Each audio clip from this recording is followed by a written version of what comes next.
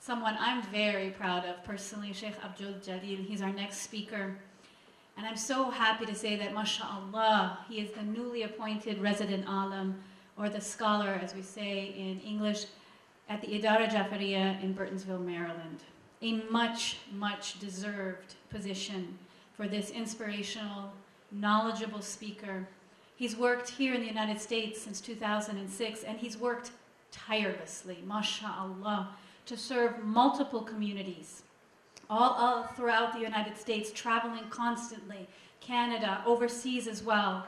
And he is never, mashallah, without a beaming smile. And this is such a wonderful example of the akhlaq of the Holy Prophet, and I'm honored to acknowledge that in him. He gives lectures, he gives classes, he gives programs, and he delivers all of them with humility. He has so much knowledge that he has gained, and I have seen him for many, many years myself, and this knowledge just grows and grows and grows.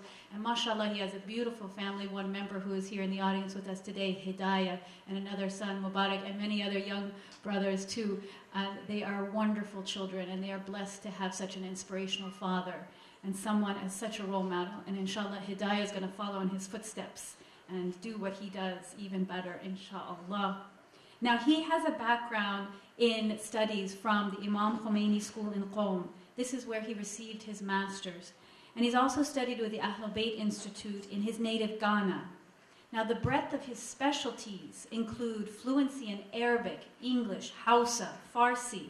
He's also well-versed in Arabic literature, Islamic history, logic, Quranic recitation, and memorization, mashallah. And he has extensive experience teaching these topics to both children and adults. Now, he brings to light, in a very wonderful way, important Islamic theological principles, but he does it in a meaningful way, and he strengthens his audience in their faith. And he will wake you up now. So please join me in welcoming Sheikh Abdul Jalil.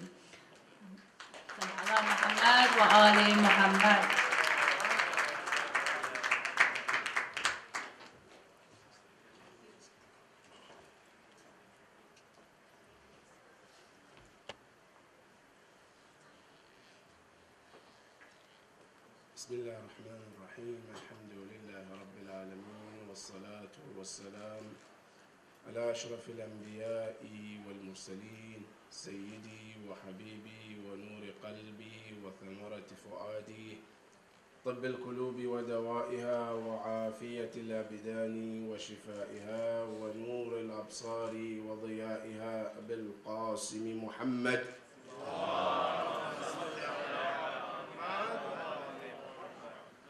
وعلى أهل بيته الطيبين الطاهرين المعصومين الهاديين المهديين المظلومين المنتجبين الذين أذهب الله عنهم الرجس وطهرهم تطهيرا.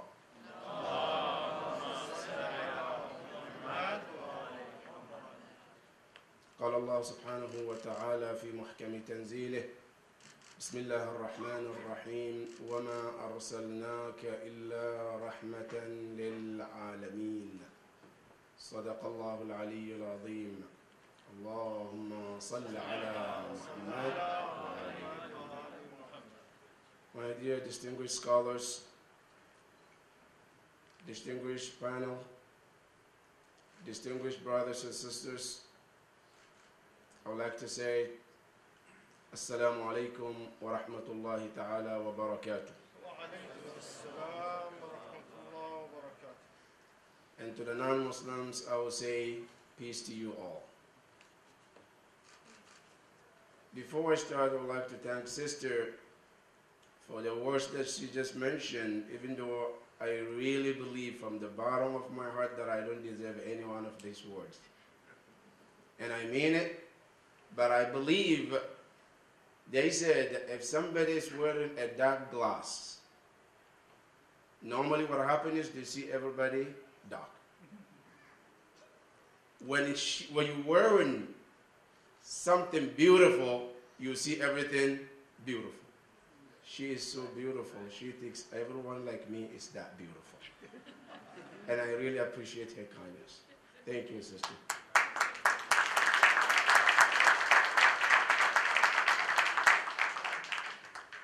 My dear brothers and scholars, and I will just be brief about my topic regarding our dear Prophet and Islam in general.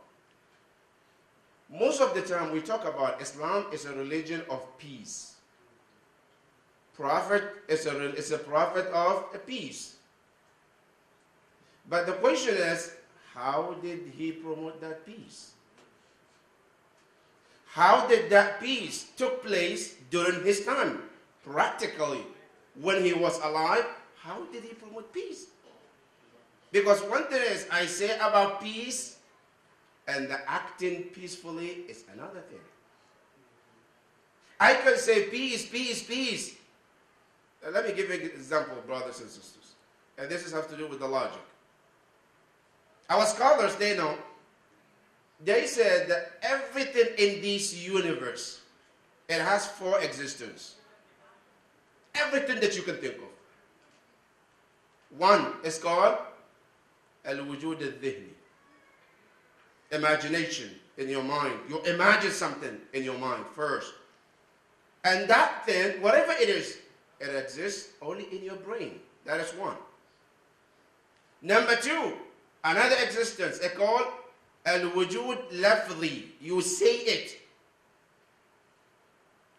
Then 3, they said, al-katbi. You write it down. And the 4th one, they call it al-wujud al-khariji. The outside existence.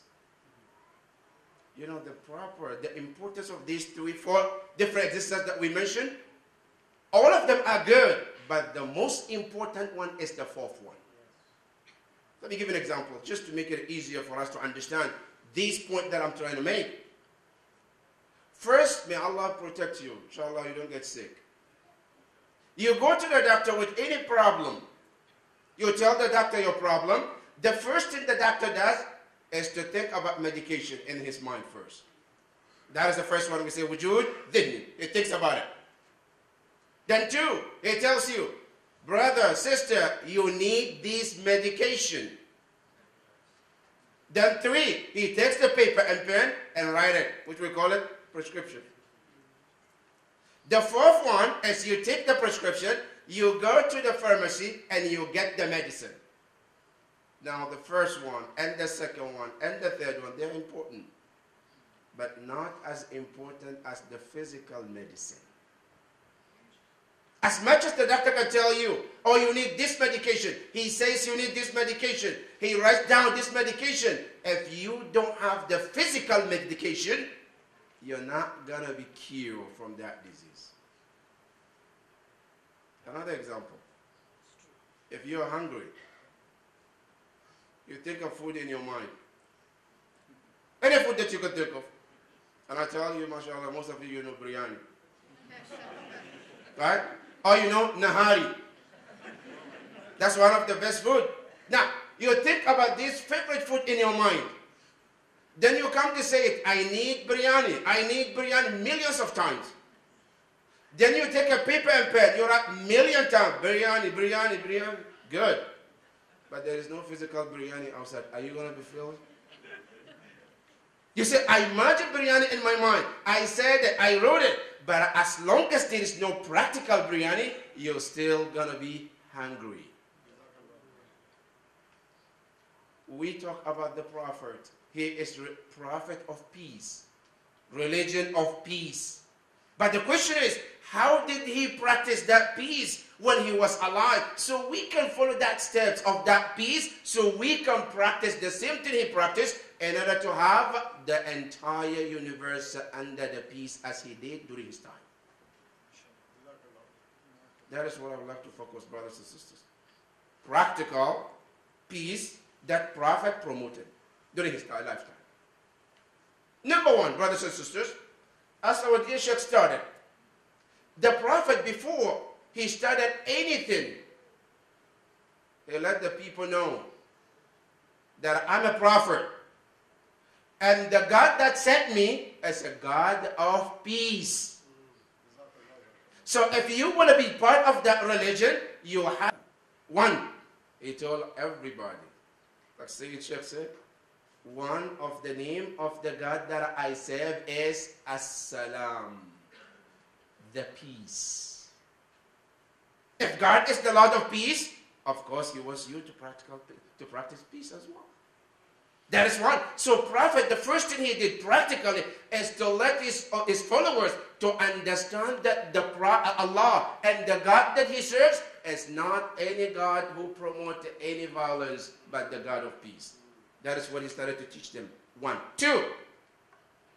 Then he said that after he taught them that the God is the God of peace, he said it's not enough.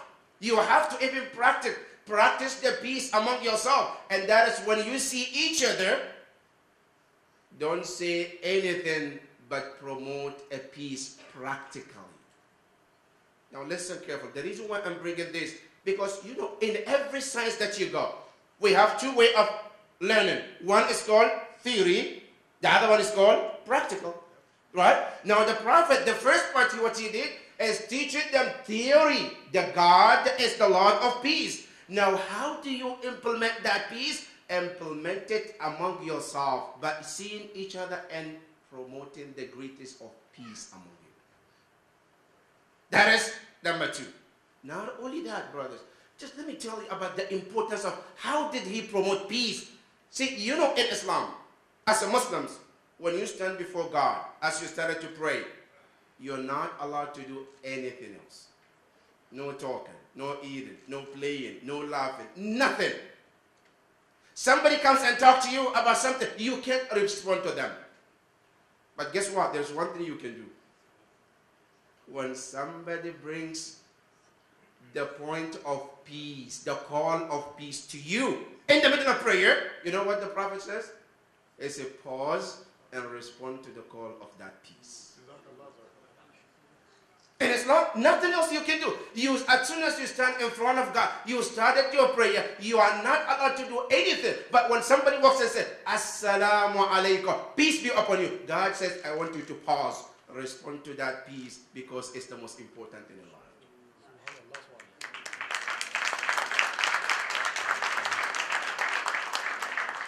That is number 2. Number 3, the Prophet didn't stop there. Practically about the peace, he continued to teach. He said that, and every day, every Muslim, and it's amazing, if we stop to think about our Islam and religion, how Islam promotes peace, it's amazing. But unfortunately, the problem is not the religion, it's us. Do you know every Muslim, 5 times a day, 5 times a day, the last word they finish with their prayer is what? The peace. The last word. They will say anything in the prayer. They will ask anything. But the last word they end their prayers with is about peace. Assalamu alaikum wa rahmatullahi wa barakatuh. That is importance of peace. The last word you end with is about peace. Not only that, the Prophet, he even tells us about the importance of peace. Everything that you do, the Prophet puts a reward for it. But you know, the Prophet says, when you see somebody and you started peace with them, you say, Assalamu alaikum. You know how much reward do you get? Just to promote the importance of peace. And so when you see somebody, as soon as you say, Assalamu alaikum, the Prophet said, Allah divide the reward. The reward is 100 times, 100. Right? But then he says, 99 goes to the one who started the word of peace, and 1 to the one who responds. Just to tell you the importance of peace and how to promote that peace. That is practical peace that the Prophet promoted. That is 1. Number 2, practically how the Prophet promoted the peace during his time. You know, the Prophet, when he came, at his time, there were 2 superpowers. One of them is called Al-Aus. The other one is called Al-Khazraj. These 2 powers, they were like superpower of that time. And they were in the war for so many years. They killed each other. They tortured each other. They lost a lot of lives. That's before Islam. Then the Prophet came. And he wanted them to stop the fight. He asked them to embrace Islam. They accepted Islam. As they accepted Islam, that hatred among each other didn't stop. Until one day, the Prophet was not around them. One of the companions is called Tha'laba ibn Ghunum. He was there. And he started to raise his ancestors. He said, look at us, the tribe of Aus. We have these great people. And he started mentioning them one after the other. The other party, the other tribe, Al-Khazraj, they also were sitting there. And one of them also stood up and he started mentioning his ancestors. And then they started to fight each other. The Prophet was not there. One of them rushed to the Prophet, Ya Rasulullah, please come. There is a war that was started. The Prophet came and he asked them, why are you fighting? They said, Ya Rasulullah, he started this. He said about his ancestors, and we also mentioned our ancestors, and that's what the whole problem started. Then Allah subhanahu wa ta'ala sent the ayah, and he told them, and the ayah that Allah revealed, Ya ayyuhalladhina amanu taqullaha haqqa tuqatih, oh those of you who believe, fear Allah. And then he goes down to talk about the peace and the unity among them. But the point that I want to mention, Allah says, فَأَسْبَحْتُمْ بِنِعْمَتِهِ إِخْوَانًا. That you became, because of him, the Prophet, because of him, you all became brothers. That the Prophet, when he came, even though you were enemies to one another, you were fighting one another, you were killing each other, but the Prophet came, and he not only he taught you peace, he told you this person that you look at is your brother. And how did he do that, brothers and sisters? He put what we call a golden rule for every Muslim. Every person. For your Muslim, I said this is the golden rule. What is it? In order to promote the peace, practical promotion, the Prophet told them. He said, أحبب لغيرك ما تحب لنفسك واكره له ما تكره لها. Allahu Akbar. Wallah, this word of the Prophet, I believe it should be written with the golden gold. Because just this word, if every human being is going to put this in front of them and practice these words, trust me, we will be in the most beautiful and the most peaceful place of this world. What does it mean? The Prophet says, love for others what you love for yourself. And dislike for others what you dislike for yourself. Doesn't matter which person is it. As long as he's a human being, it's a love for them. Whatever you love for yourself. And that is what the Prophet promoted during his lifetime. You go to the Quran, some people come and they tell the Prophet, I don't have this. The Prophet says, you have mine. And the same step is successor. They also follow the same steps. That is the teaching of what? The peace that the Prophet promoted among his people. Not only that, even before he became a prophet, and you remember the story, when the Kaaba was destroyed, and the tribes came together, they built the Kaaba, but they got to the point where they have to replace the black stone. And black stone is very important in Islam. And every tribe wants to take that privilege of putting that black stone back to the place. And now no tribe is willing to give another tribe that opportunity. And it turned to become fight. And then one of them said, I have a suggestion. What is it? They said, let's agree. Anybody who walks in now will be the one to solve this problem. They said, okay. They put the black stone down, they waited. And guess what? For their surprise, the first man to walk in was Muhammad ibn Abdullah. Prophet walked in. As he walked in, they all said, oh good, thank God. He walked in. They all went to him. They said, Ya Muhammad, we have a problem. What is it? They narrated the story to him. We have a problem. No peace. What can you do? The Prophet said, no worries. And we're talking about this is the peace with the people who are not even a Muslim to begin with. Then he said to them, this is easy to solve. He took his abba, this kind of cloth, he spread it on the ground. And he brought that black stone, he put it on his abba. Then he asked them, how many tribes are you? They said, we are 4. He said, good, even good march. He said, one of you take the corner of this cloth. He did. One of the tribe take the other corner. He did. The other one take the front of the corner. The other one take, the 4 of them pick the edge of that cloth. And he said, okay, now come with me towards where we need to replace that black stone. And then he got to the black stone, he picked up the stone and he replaces it. And the entire tribe were amazed the wisdom that this prophet brought to them. That and once, do you know, just this incident that the prophet did, if the prophet was not there, how many lives would have lost in that situation? Do you know how many people would have been killed because of just to replace the black stone? And the prophet, with that wisdom, not only he solved the problem, he saved lives. And he promoted the peace among them as well. That is how the prophet promoted the peace. And when we talk the prophet promoted the peace, he promoted the peace in different levels. Different level number 1 is individual peace, and then society peace as well. What I just mentioned is an example for society. He taught people also how to be peace with themselves. I would like to end with this. You know, the Prophet ﷺ, as today we hear the Prophet and Islam is the religion of violence, killing, torture, and all that. And you know, one time the Prophet was sitting.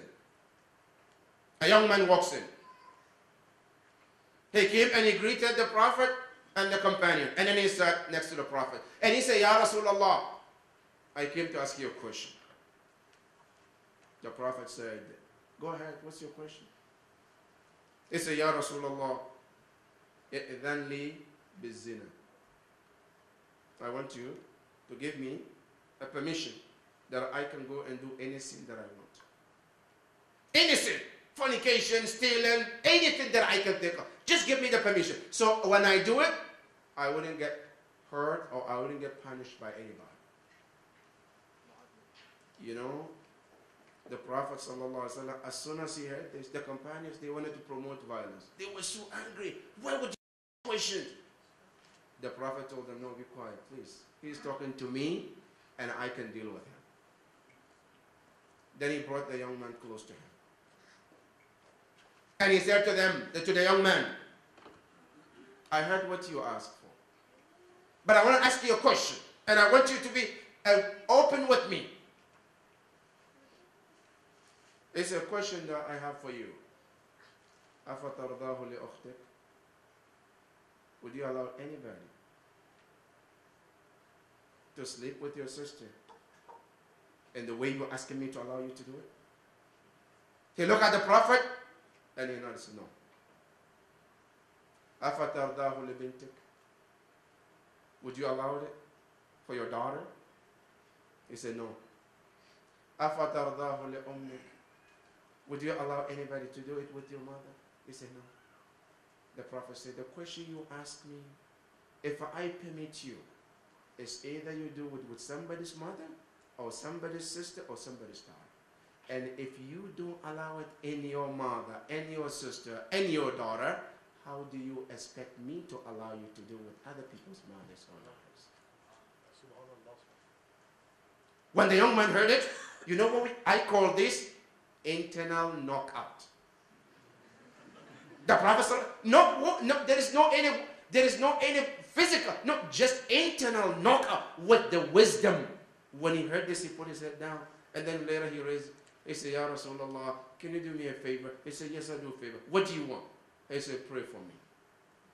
Then the Prophet said, okay, raise your hand. He raised his hand. The Prophet made 3 du'as.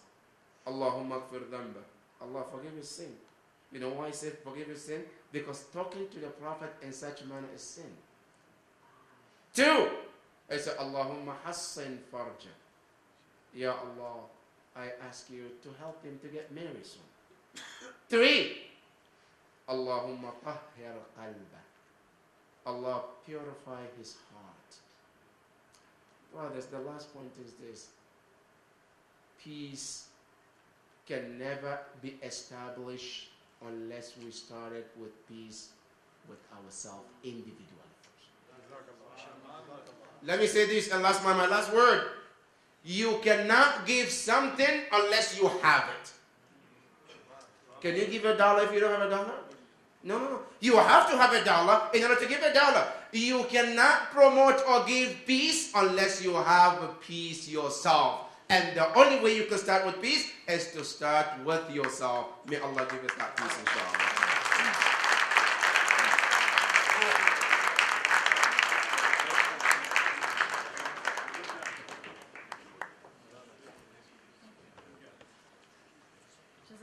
That was a beautiful reminder of the practical message, the steps that we need to take, how the Prophet brought this message to people so that they could actually use it. It wasn't just theory.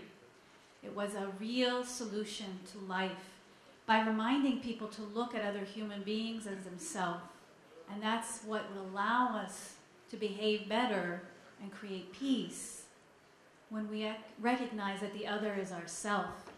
Now, to bring in a little interfaith, the greeting Namaste in the Hindu tradition, it says, I acknowledge the God within you, and you acknowledge the God within me, meaning I see you as a reflection of me and a reflection of the higher source.